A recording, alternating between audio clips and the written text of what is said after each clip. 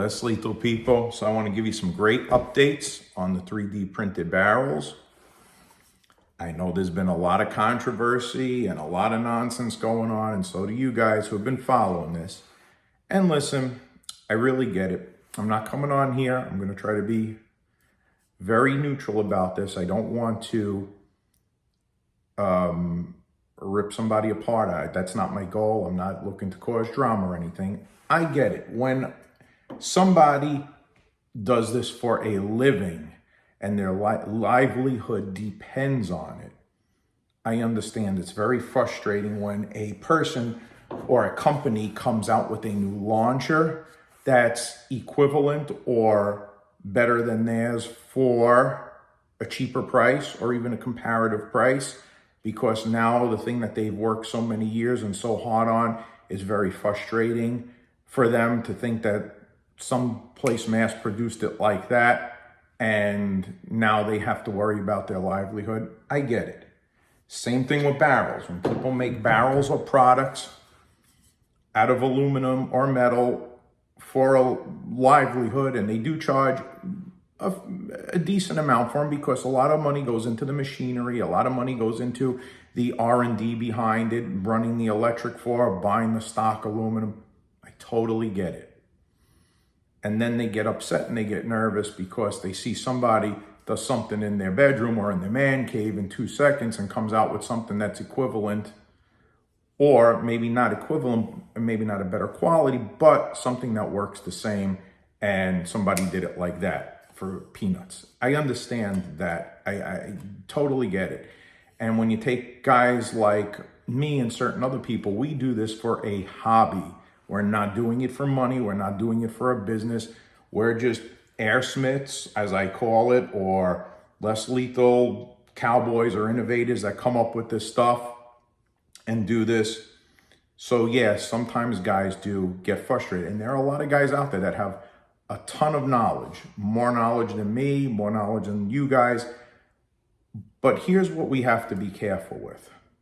Because there are people out there with a ton of knowledge and are very smart, we have to make sure we go to the right people, the right sources, because they could abuse their knowledge and use that to take advantage of it. It's like if you don't know anything about automobiles and you bring something in and it needs a $25 fix and the guy charges you $500 telling you it needs this and that. He knew damn well what it needed and why it worked or why it didn't work.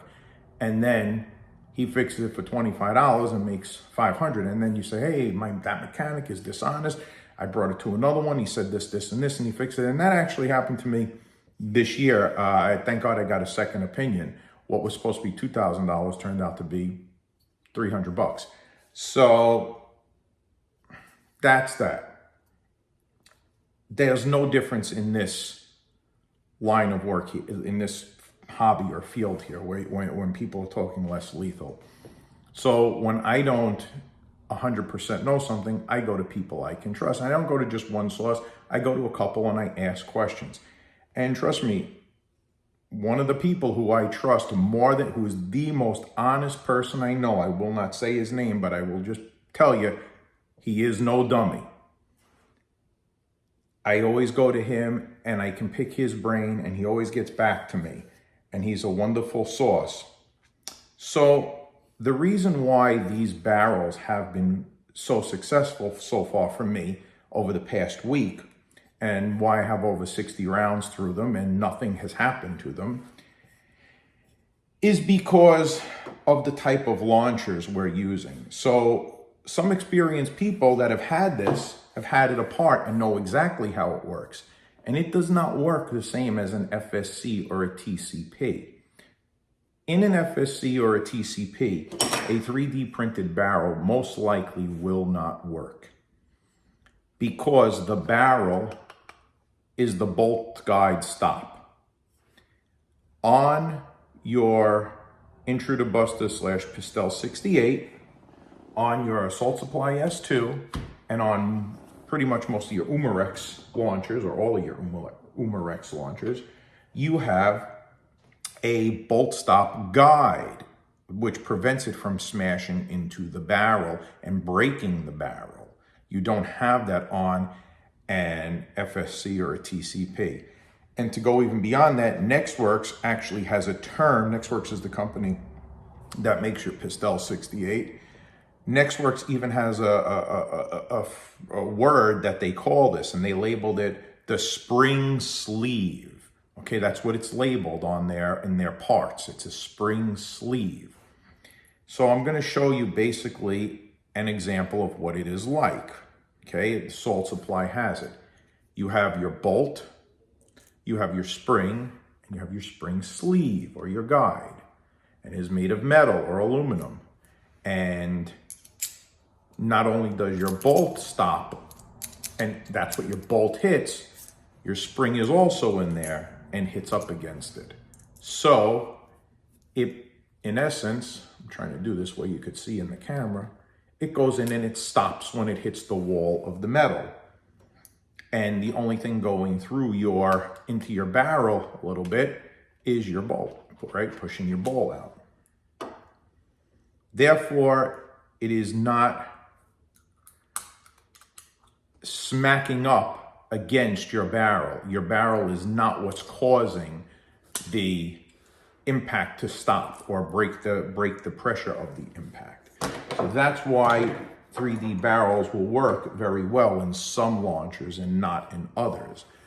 But we have to be careful because now we have people out there that know this, are very intelligent, are skilled, but they don't want everybody to know this, because if they do, well, now, oh my God, all of a sudden we can find something that's a little less expensive or easier to obtain and don't have to use them. So it's very important that we find out the truth about everything. And that goes with everything in this world. Politics are, people out there are not always 100% honest. And some people have a record of being dishonest and taking advantage of other people. So we really have to use our brain. And I always say at the end of my videos, stay educated. I always know I have a bunch of people and I can ask 2 or 3 and see what the answer is, or maybe one knows, one doesn't know.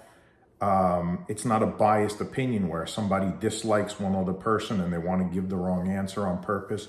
So this week's projects are a couple of things. One is to get some longer ones of these made. I also want to make a stock one, and I want to just shrink it down a little bit, make it a little tighter for the metal balls from Alien Play.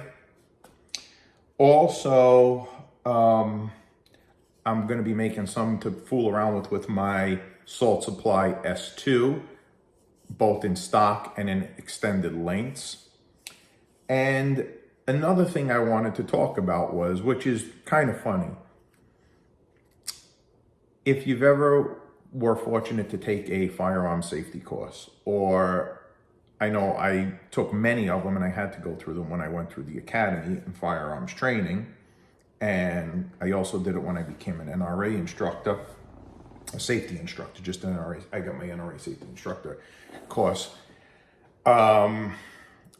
First thing we tell everybody is never point it at anything unless you intend to destroy it. Those are the words we say.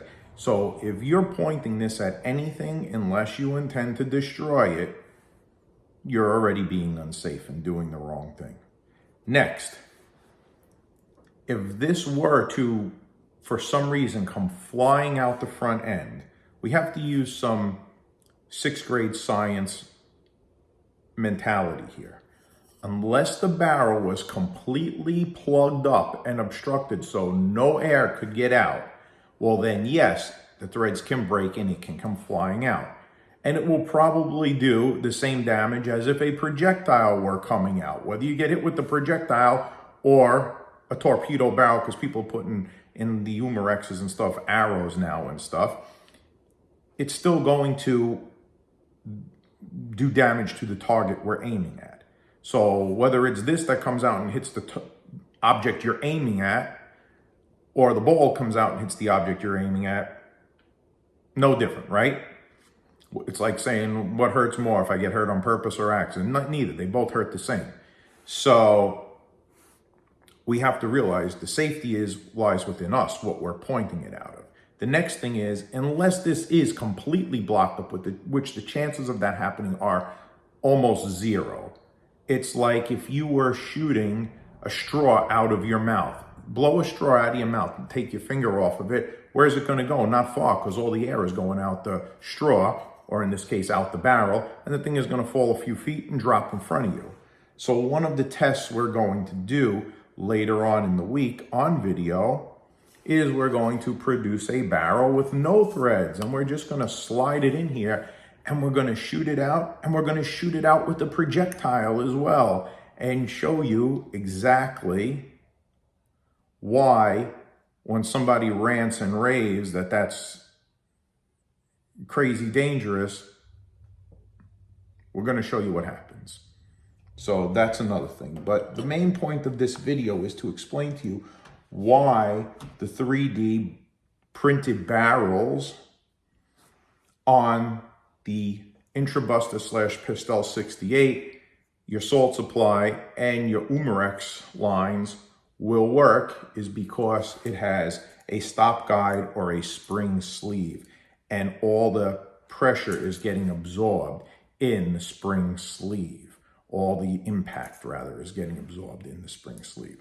So guys, please stay educated, ask questions, seek other people. There's a lot of people in this community that have a ton of knowledge, way more than me, way more than you, and all those people are willing to talk and answer questions if you ask them. At least all the ones that I've come across. This is still, no doubt, a wonderful community with wonderful people, and I want to keep it that way. So guys, stay educated, stay safe. Talk to you soon.